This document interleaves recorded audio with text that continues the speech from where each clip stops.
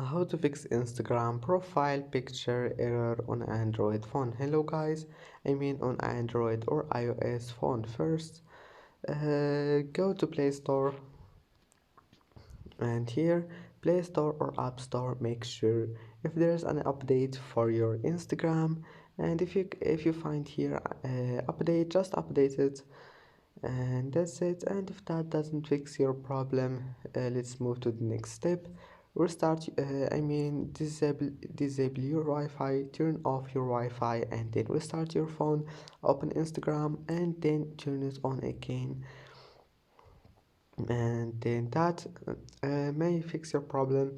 And if that also doesn't fix your problem, go to settings. This one is for Android phones. Go to apps, and then apps again, type Instagram, click on it. Now click for stop and go to storage, clear cache, and that's it. Don't forget like, and see you in the next video.